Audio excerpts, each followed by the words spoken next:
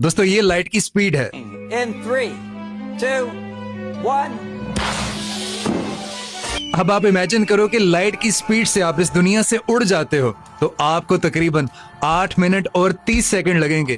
आप हमारे सन के पास पहुंच जाओगे और फिर 4 घंटे और 6 मिनट के बाद आप क्रॉस करोगे हमारे सोलर सिस्टम के सबसे दूर वाले प्लेनेट को, और फिर आपको इस मैसिव कॉमेट और एस्ट्रॉइड की बेल्ट में से क्रॉस करना पड़ेगा। और अब आपको क्या लगता है कि आपको कितना टाइम लगेगा उस ऑब्जेक्ट तक पहुंचने में जो आज तक ह्यूमंस ने सबसे दूर तक भेजा है?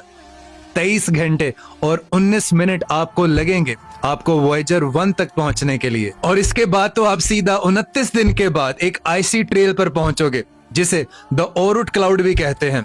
और इस क्लाउड को पार करने के लिए अगर आप स्पीड ऑफ लाइट से भी ट्रेवल करते रहो ना तो आपको तकरीबन 1.5 साल का अरसा लगेगा इस क्लाउड को क्रॉस करने में। और फिर 4 साल बाद जैसे ही आप हमारे नियरेस्ट स्टार को क्रॉस करेंगे तो आप एक बहुत ही अजीब चीज देखोगे। आप देखेंगे कि आपको कुछ नजर ही नहीं आ रहा, यानी कि आसपास बिल्कुल अंधेरा होगा, कुछ भी नजर नहीं आ रहा होगा आपको। और फिर आपको लगेगा कि जो हमारा सोलर सिस्टम है वो एक लोकल बबल में है। और फिर तकरीबन 100 साल के बाद आप क्रॉस करोगे the edge of a radio bubble, जिसका मतलब होता है वो डिस्टेंस जो हमारे रेडियो वेव्स आज तक पहुंच पाए हैं पूरे यूनिवर्स में। अब कंपेयर टू हमारी पूरी गैलेक्सी वो डिस्टेंस ये छोटा सा टाइनी सा ब्लू डॉट है। और भाई इस ब्लू डॉट से अगर आप स्पीड ऑफ लाइट से भी ट्रेवल करो ना, बिजली की सी तेजी से भी, तो आपको पूरे 2700 साल लगेंगे।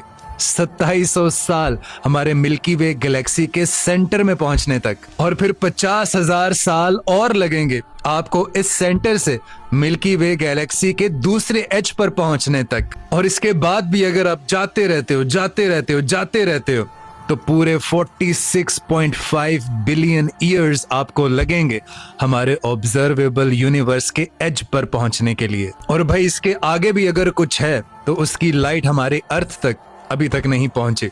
और मजे और हैरत की बात आपको बताऊं कि जितना भी डिस्टेंस मैंने आपको बताया 46 बिलियन ईयर्स का, हमारे नबी पाक सल्लल्लाहु अलैहि वसल्लम ने मेराज की शब चंद घड़ियों में तय कर लिया था।